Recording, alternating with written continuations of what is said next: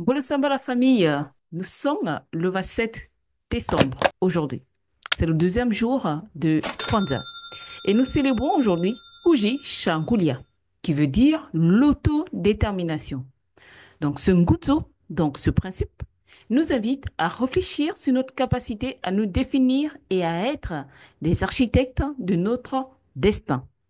L'autodétermination est une nécessité impérative pour tout individu ou toute communauté souhaitant s'émanciper et prendre son envol. Être en mesure de se définir soi-même, de choisir son chemin et d'assumer la responsabilité de ses actes est au cœur de l'autodétermination. C'est une condition essentielle pour que chacun puisse s'épanouir et donner tout son sens à son existence. L'autodétermination est ainsi un levier puissant d'émancipation et de liberté, car lorsqu'elle est pleinement vécue, elle a un impact profond. Elle permet à chacun de s'affirmer, de réaliser son plein potentiel et de contribuer de manière unique à la construction. C'est un appel à l'action, un engagement personnel et collectif pour façonner notre destinée et celle de nos communautés. Pour s'autodéterminer, il faut d'abord savoir se définir. Il est nécessaire de se définir, de savoir qui on est. Et donc, cette définition passe par la revendication de l'identité. Donc, retrouver nos langues, revitaliser nos traditions et éduquer nos enfants selon nos valeurs.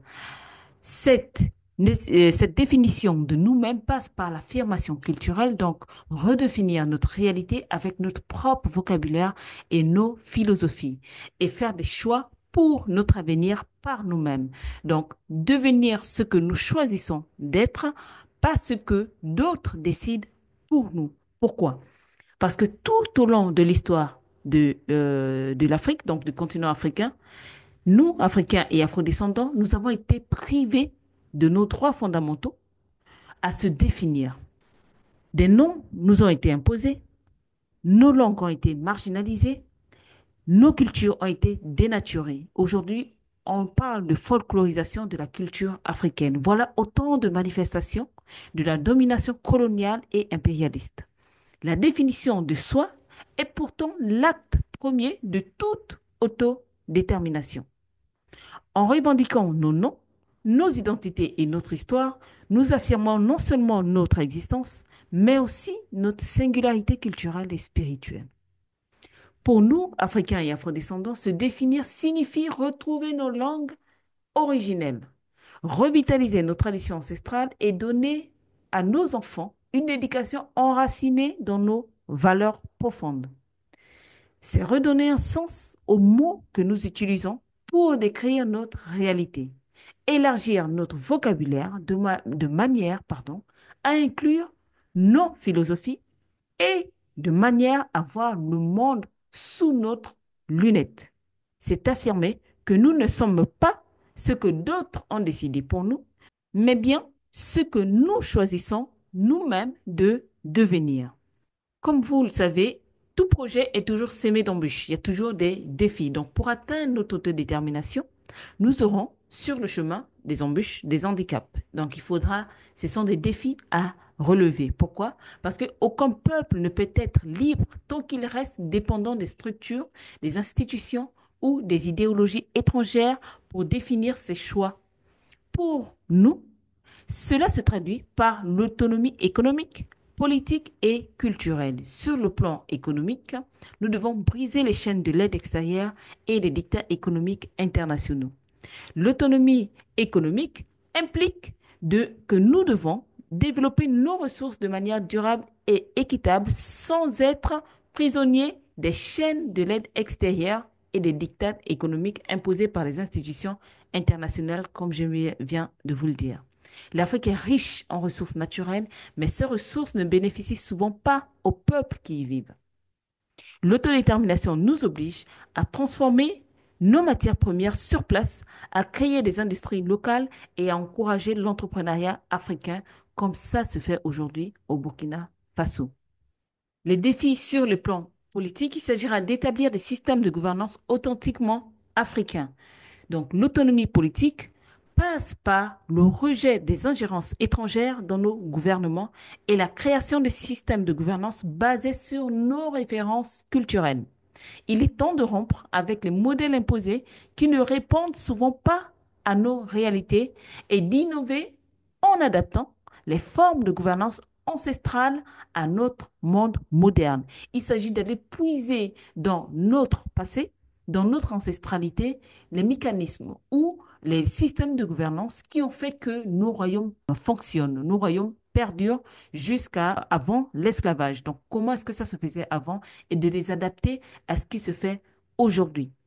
Et sur le plan de l'identité culturelle, il faut raviver et moderniser nos traditions face à l'uniformisation mondiale. L'autonomie culturelle est fondamentale. Sans un système de valeurs enraciné dans nos propres traditions, il nous est impossible de développer une identité collective forte. Les arts, les langues, la littérature, la spiritualité sont des valeurs essentielles de l'autodétermination. Ils permettent de réaffirmer qui nous sommes et ce que nous voulons léguer aux générations futures. Cela nous amène à voir l'autodétermination comme condition d'émancipation. Par l'autonomie économique, donc développer nos ressources durablement, transformer nos matières premières localement et encourager l'entrepreneuriat africain. Cela nous amène aussi à l'autonomie politique, donc rejeter, comme je le disais tout à l'heure, les ingérences étrangères pour créer des systèmes de gouvernance basés sur nos propres références culturelles, pour atteindre enfin une autonomie culturelle, donc développer une identité collective forte, promouvoir les arts, les langues, les littératures et la spiritualité. Cela nous amène à l'urgence de cette autodétermination-là, en fait. Il faut dire que la mondialisation, bien qu'elle offre des opportunités, elle menace aussi l'intégrité de nombreuses de nos cultures. L'uniformisation culturelle et économique peut éclipser nos traditions et rendre nos sociétés toujours plus dépendantes des modèles étrangers. L'autodétermination ici devient dès lors une urgence, une question de survie. Nous devons être les principaux acteurs de nos politiques éducatives, économiques et culturelles. Nos jeunes doivent apprendre l'histoire de l'Afrique. Ils doivent entreprendre, non pas sous le prisme européen, mais à travers une perspective authentiquement africaine. Nos économies doivent servir nos populations et non les intérêts étrangers. Nos traditions spirituelles doivent être ravivées pour offrir des cadres éthiques et philosophiques qui résonnent avec notre identité profonde. Nous avons donc sur le plan culturel des défis à relever qui sont de taille, car les forces de l'uniformisation sont puissantes. Mais c'est seulement par l'autodétermination que nous pourrons nous émanciper et prendre en main notre destinée.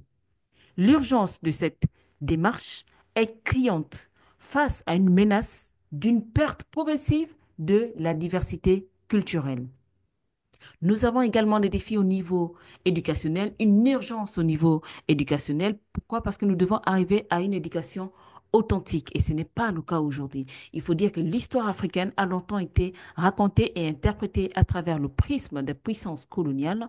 Il est primordial aujourd'hui que le continent prenne en main son propre narratif, puisse raconter sa propre histoire, puisse dire son propre passé afin de restituer ce passé dans toute sa complexité et sa richesse. Car notre histoire, vue par nous-mêmes, offre une perspective unique et authentique qui permet de mieux comprendre les réalités du continent, ses traditions, ses luttes et ses aspirations. C'est un regard affranchi des préjugés et des distorsions qui ont trop souvent caractérisé les récits occidentaux. Cette démarche est essentielle pour que l'Afrique, donc notre continent, puisse réaffirmer ou reprendre sa place dans l'histoire mondiale en valorisant ses contributions significatives au développement de l'humanité. Car oui, l'Afrique a été au summum, au podium de cette humanité-là en termes de civilisation. Elle est aussi un moyen de transmettre aux générations futures une connaissance approfondie et juste de son patrimoine. C'est pourquoi il est crucial que nous, Africains et Afrodescendants, nous nous emparions de notre discours historique afin d'en faire un outil d'émancipation et de fierté collective. Seule cette prise en charge permettra de restituer la véritable voix du continent africain. Nous arriverons ainsi au renouveau spirituel. Pourquoi? Parce que nos valeurs et nos principes éthiques doivent être profondément ancrés dans notre identité collective en tant que peuple africain. Ils ne peuvent être des simples ajouts superficiels, mais bien des fondations solides sur lesquelles bâtir notre avenir. Ces cadres éthiques sont le reflet de notre vision du monde, de nos traditions ancestrales et de nos aspirations communes. Ils incarnent les idéaux de justice, d'équité et de responsabilité qui guident notre marche vers l'émancipation et le progrès. C'est cette dimension identitaire et culturelle qui confère à nos principes éthiques toute leur force et leur légitimité, qui ne sont pas de simples emprunts, mais bien l'expression de notre âme collective forgée au fil des siècles et de résistance et de lutte. Ancrée fortement dans nos cadres éthiques, dans notre identité, devient un impératif pour nous affirmer en tant que sujet de notre propre histoire, maître de notre propre destin. C'est la condition sine qua non, à mon sens, pour bâtir une société juste et prospère, enracinée dans nos valeurs. Voilà l'urgence en termes de renouveau spirituel. Et nous arrivons en dernier, à une économie au service du peuple. Trop souvent, les décisions qui impactent les communautés locales sont prises loin de leur réalité, sans réelle prise en compte de leurs besoins et de leurs aspirations. Il est temps de renverser cette tendance et de faire des intérêts des populations locales la priorité. Parce qu'en effet, ce sont ces communautés-là qui connaissent le mieux les défis auxquels elles sont confrontées au quotidien. Elles sont donc les mieux placées pour identifier les solutions les plus adaptées et les plus durables. C'est toute une logique de développement endogène qui doit être privilégiée en valorisant les savoirs, les pratiques et les initiatives portées par la communauté elle-même. Seule cette approche permettra de bâtir un avenir durable ancré dans les réalités locales. L'autodétermination en action. Quelles sont les actions à mettre en œuvre? Mais ces actions sont assises sur des piliers fondateurs, donc l'éducation. Moi, je mets beaucoup l'accent sur l'éducation. C'est la raison d'être de cette chaîne, Chemin de Kama. C'est vraiment nous éduquer, c'est apprendre de nous-mêmes, apprendre notre histoire, définir, pour nous définir nous-mêmes, en fait. Nous devons écrire notre propre narratif. Donc, l'éducation, nous devons reformer les programmes scolaires pour inclure l'histoire et les valeurs africaines. Donc, nous devons refaire les curricula de formation ici. Un autre pilier, c'est sur l'économie. Donc, au niveau des actions à mettre en œuvre, nous devons développer les industries locales pour promouvoir l'entrepreneuriat africain. Et la culture. Nous devons soutenir les artistes et les initiatives culturelles authentiquement africaines. Koji Changulia, levons-nous, définissons-nous et choisissons notre propre voie. Ce nguzo, donc ce principe, est une invitation à la responsabilité collective et individuelle. C'est un rappel qui nous dit que notre destin est entre nos mains et qu'il nous appartient de construire un avenir qui reflète nos valeurs, nos aspirations et nos réalités.